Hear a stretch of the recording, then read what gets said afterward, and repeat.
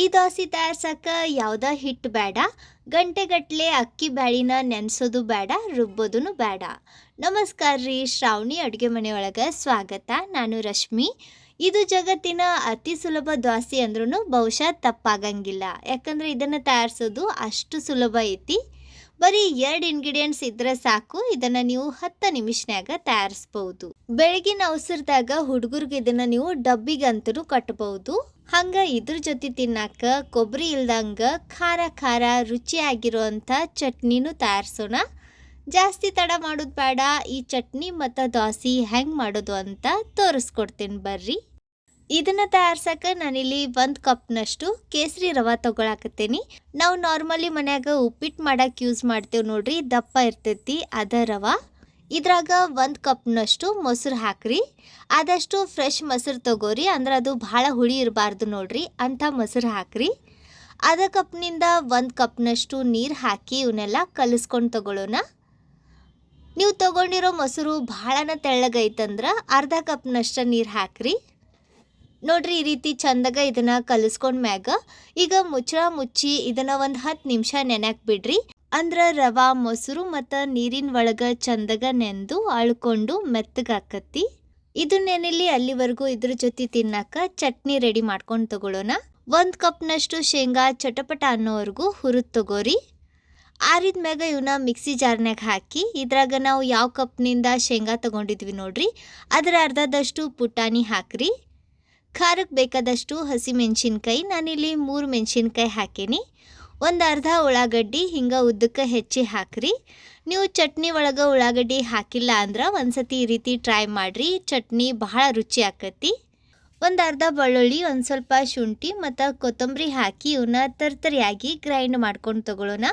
ನೋಡ್ರಿ, ಹಿಂಗೆ ಇದನ್ನು ಉಟ್ಟಾಗಿ ರುಬ್ಕೊಂಡು ತಗೊಂಡ್ಮ್ಯಾಗ ಈಗ ಇದ್ರಾಗ ಒಂದು ಅರ್ಧ ನಿಂಬೆ ಹಣ್ಣಿನ ರಸ, ರುಚಿಗೆ ತಕ್ಕಷ್ಟು ಉಪ್ಪು ಮತ್ತು ಈ ಚಟ್ನಿ ನಿಮ್ಗೆ ಎಷ್ಟು ತೆಳ್ಳಗೆ ಬೇಕು ಅದನ್ನು ನೋಡಿಕೊಂಡು ನೀರು ಸೇರಿಸಿ ಇದನ್ನು ಸಣ್ಣಕ್ಕೆ ಗ್ರೈಂಡ್ ಮಾಡ್ಕೊಂಡು ತಗೋರಿ. ನಿಂಬೆ ಹಣ್ಣಿಲ್ಲ ಅಂದ್ರೆ ನೀವು ಇಲ್ಲಿ ಹುಣಸೆ ಹಣ್ಣು ಹಾಕ್ಬೋದು. ನೋಡ್ರಿ, ಈ ರೀತಿ ಇದನ್ನು ಆದಷ್ಟು ಸಣ್ಣಕ್ಕೆ ಗ್ರೈಂಡ್ ಮಾಡಿರಿ. ಈ ಥರ ನಾವು ಕೊಬ್ಬರಿ ಇಲ್ದನೂ ಬಹಳ ರುಚಿಯಾಗಿರುವಂಥ ಚಟ್ನಿ ತಯಾರಿಸ್ಬೋದು. ಈಗ ಇದಕ್ಕೆ ಒಗ್ಗರಣೆ ಹಾಕೋಣ. ನೀವು ಬೇಕಂದ್ರೆ ಇದನ್ನು ಹಿಂಗೂ ತಿನ್ಬೋದು. ಒಗ್ಗರಣೆ ಹಾಕಕ್ಕೆ ಅದ ಪ್ಯಾನ್ಯಾಗ ಒಂದು 2-3 ಚಮಚೆಯಷ್ಟು ಎಣ್ಣೆ ಬಿಸಿ ಮಾಡಿಕೊಂಡು ಅರ್ಧ ಚಮಚೆಯಷ್ಟು ಸಾಸಿವೆ ಮತ್ತು ಅರ್ಧ ಚಮಚೆಯಷ್ಟು ಜೀರಿಗೆ ಹಾಕಿ ಇವನ್ನ ಚಟಪಟ ಅನ್ನೋವರೆಗೂ ಹುರಿರಿ. 1-2 ಒಣಮೆಣ್ಸಿನ್ಕಾಯಿ ಮತ್ತು ಕರಿಬೇವು ಹಾಕಿ ಇವನ್ನ ಎಣ್ಣೆ ಒಳಗೆ ಚಂದಾಗ ರೋಸ್ಟ್ ಮಾಡ್ಕೊರಿ. ಈಗ ಗ್ಯಾಸ್ ಆಫ್ ಮಾಡಿ ನಾವೇನು ಗ್ರೈಂಡ್ ಮಾಡಿಟ್ಟಿದ್ವಿ ನೋಡ್ರಿ ಚಟ್ನಿ, ಅದನ್ನು ಇದ್ರಾಗ ಹಾಕಿ ಕಲಿಸ್ಕೊಂಡು ತಗೋರಿ. ನೀವು ಬೇಕಂದ್ರೆ ಇದ್ರಾಗ ಒಂದು ಅರ್ಧ ಚಮಚೆಯಷ್ಟು ಉದ್ದಿನ ಬೇಳೆನೂ ಹಾಕ್ಬೋದು. ಎಣ್ಣೆ ಒಳಗೆ ನಾವು ಸಾಸಿವೆ ಜೀರಿಗೆ ಹಾಕ್ತೇವೆ ನೋಡ್ರಿ, ಅದಾದ್ಮ್ಯಾಗ ಉದ್ದಿನ ಬೇಳೆ ಹಾಕಿ ಅವನ್ನ ಗೋಲ್ಡನ್ ಬ್ರೌನ್ ಕಲರ್ ಬಂದ್ಮ್ಯಾಗ ಅದ್ರಾಗ ಒಣಮೆಣ್ಸಿನ್ಕಾಯಿ ಮತ್ತು ಕರಿಬೇವು ಹಾಕ್ರಿ.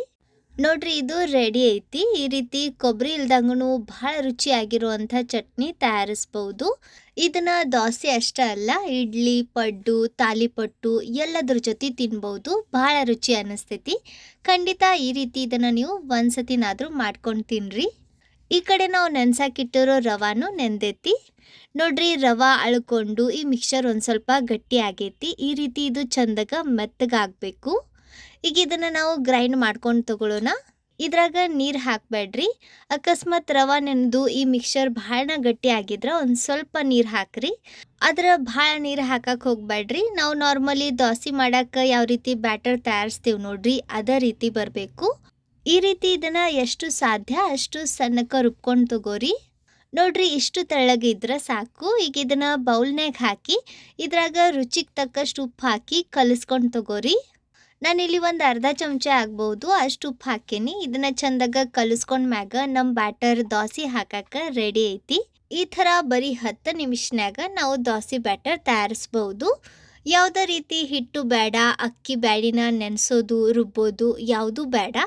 ನಾನು ಗ್ಯಾಸ್ ಮ್ಯಾಗ ಮುಂಚೆನೇ ತೆವಿ ಬಿಸಿ ಮಾಡಕ್ಕೆ ಇಟ್ಟಿದ್ದೆ. ಇದಕ್ಕೆ ಒಂದು ಸ್ವಲ್ಪ ಎಣ್ಣೆ ಸವರಿ ಆಮ್ಯಾಗ ಟಿಶ್ಯೂ ಪೇಪರ್ನಿಂದ ಒರೆಸಿ ತಗೋರಿ. ಅಥವಾ ನೀವು ಬೇಕಂದ್ರೆ ಉಳ್ಳಾಗಡ್ಡಿಯಿಂದ ಒಂದು ಸ್ವಲ್ಪ ತಿಕ್ಕಿ ತಗೋಬೋದು, ಅದರಿಂದ ದೋಸೆ ತೆವಿಗೆ ಅಂಟ್ಕೊಳ್ಳಂಗಿಲ್ಲ.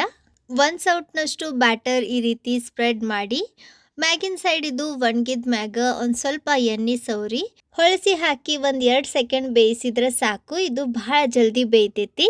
ನೋಡ್ರಿ, ಅದ್ಭುತ ರುಚಿ ಇರುವಂಥ ಗರಿ ಗರಿಯಾಗಿರೋ ಇನ್ಸ್ಟಂಟ್ ದೋಸೆ ರೆಡಿ ಐತಿ.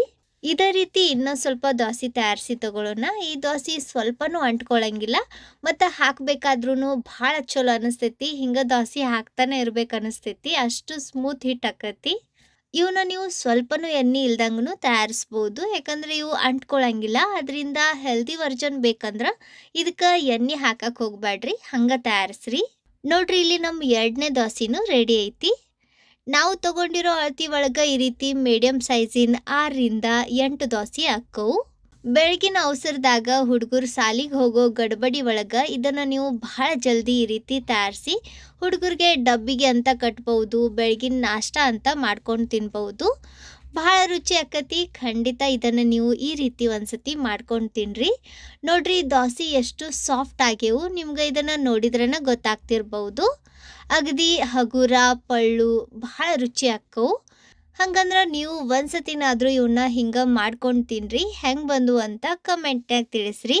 ವಿಡಿಯೋ ಚಲೋ ಅನ್ಸಿದ್ರೆ, ಸ್ವಲ್ಪರ ಯೂಸ್ಫುಲ್ ಅಂತ ಅನ್ಸಿದ್ರೆ ಲೈಕ್ ಮಾಡಿರಿ. ನಿಮ್ಮ ಫ್ರೆಂಡ್ಸ್ ಹಂಗೆ ಫ್ಯಾಮಿಲಿ ಸರ್ಕಲ್ ಜೊತೆ ವಿಡಿಯೋನ ಶೇರ್ ಮಾಡಿ ಪ್ರೋತ್ಸಾಹಿಸಿ. ಇದೇ ಥರದ ಇನ್ನಷ್ಟು ರೆಸಿಪೀಸ್ಗಾಗಿ ನಮ್ಮ ಚಾನಲ್ ಶ್ರಾವಣಿ ಅಡುಗೆ ಮನೆಯನ್ನು ಸಬ್ಸ್ಕ್ರೈಬ್ ಮಾಡ್ಕೊರಿ. ವಿಡಿಯೋ ನೋಡಿದ್ದಕ್ಕೆ ಧನ್ಯವಾದ.